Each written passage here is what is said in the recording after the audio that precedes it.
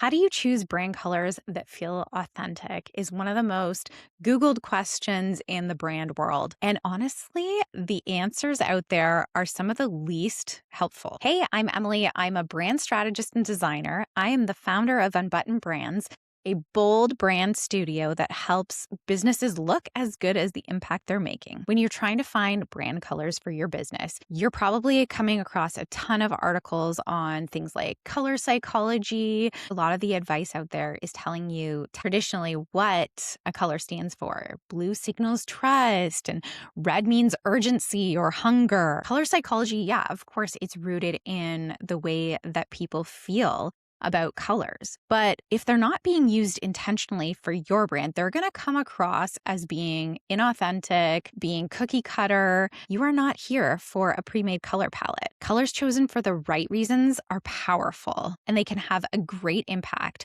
on the way that you market your business. Thing about color palettes and their meaning is that context is everything. You get the traditional meaning of what a color stands for, but without context, it really doesn't mean anything for your brand. For example, red means urgency, danger, hunger. But if your business is not using it in the right context, it's not going to evoke the feeling that you want, and it's not going to come across as authentic. An example of giving the color red context is that it can evoke something deeper, feelings of power, audacity, unapologetic energy. Without that context, the color doesn't do a whole lot for your business. Another example is the color pink, which clearly I love. Color psychology says that it's soft, it's feminine, it's girly. In the context of my own brand, pink is more playful, it's more disruptive, powerful, and high energy. If you're building a bold brand that is different, that stands out, you might not necessarily want to use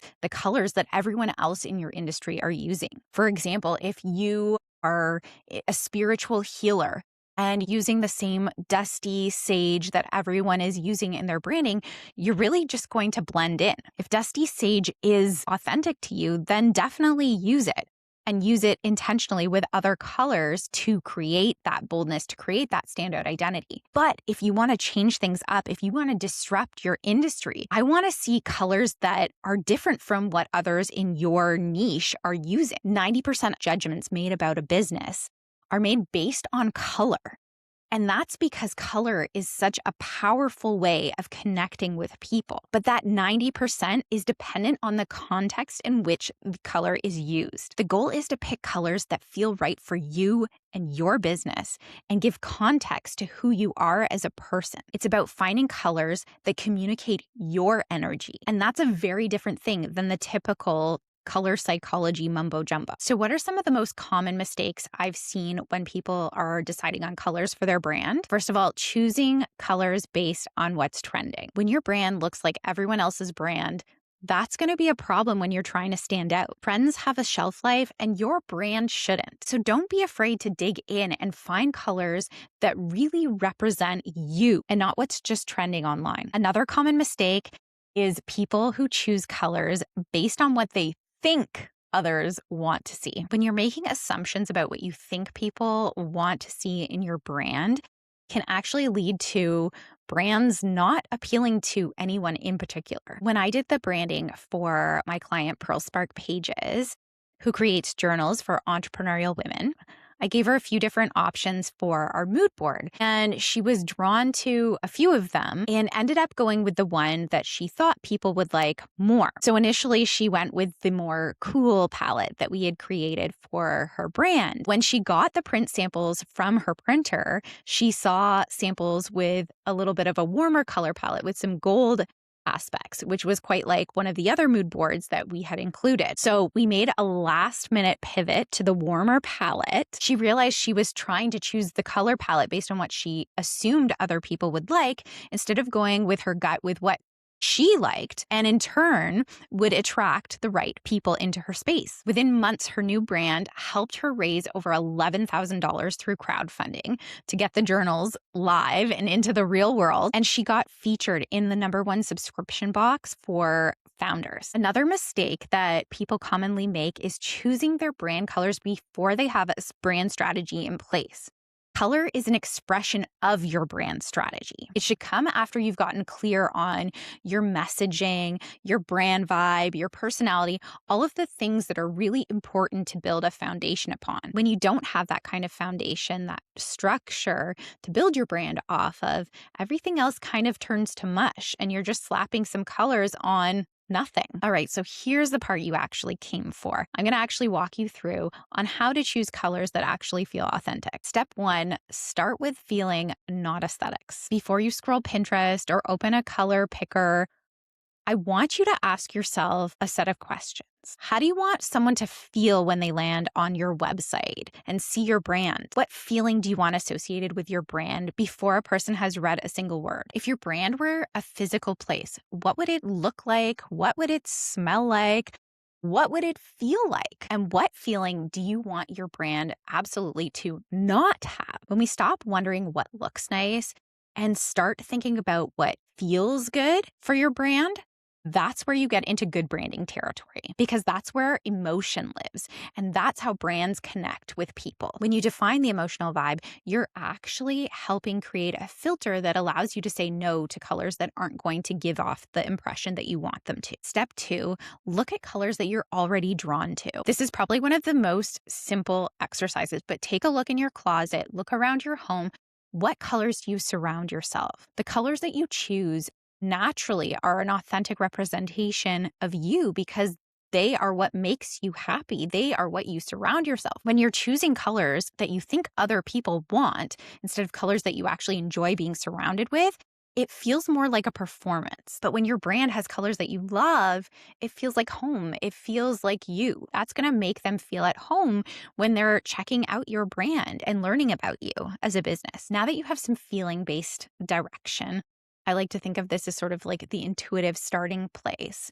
You're going to now cross-reference that with your brand strategy. Your brand strategy should already have defined your vibe, your values, your personality, who you want to work with, all of those things. So when you're looking at colors, you're going to ask yourself, do these colors make me feel like this vibe, like this personality, like this value? Do they feel consistent with the type of personality that matches? Are they giving your ideal client permission to step into your space and be themselves? If you have an anti-hustle, bold, values-based brand like I do, ideal clients are not going to want to step into a space of color that feels stiff, blue, gray. It's not going to give them the feeling that I want to give them, which is empowered, inspired, action-taking, energy-filled. Your colors should feel like an extension of your personality, not a costume that you're putting on and performing in. Step 4, consider your industry context and decide whether or not you want to follow or break the rules. You have to decide right now, do you want to stand out or do you want to fit in? Sometimes fitting in can have strategic value. For example, if your audience has really strong associations with color and the work that you do, but often for the disruptive entrepreneurs and small businesses that I work with, the most powerful move is actually deliberately not looking like anyone else. Bold, colorful branding in an industry that is full of beige is a huge statement. That is a brand that gets noticed. So what do authentic brand colors actually do for your business? It builds instant recognition, it attracts the right people, and it makes showing up easier, and it communicates who you are before you even speak. Your colors make you recognizable no matter what platform you're showing up on. Your ideal clients are going to be attracted to the energy that your colors give off, and you're going to find them in your space. When your brand colors feel like you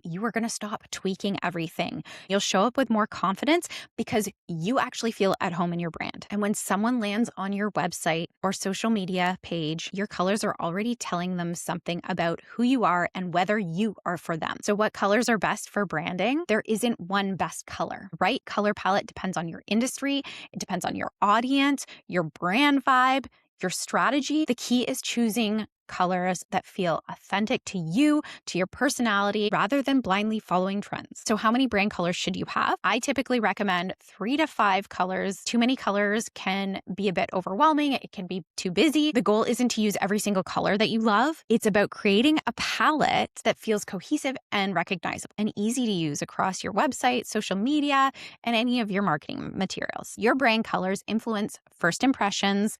They create recognition and emotional connection. Colors aren't just decorative. They're part of how people experience your brand. The honest truth about choosing colors is that it's really hard to do for yourself. And it's not because you're not capable. It's because you're so close to the work that you do. And that's what a brand strategist is for. Before I choose a single color for a client, we do a brand strategy. We deep dive into your values, your voice, your personality.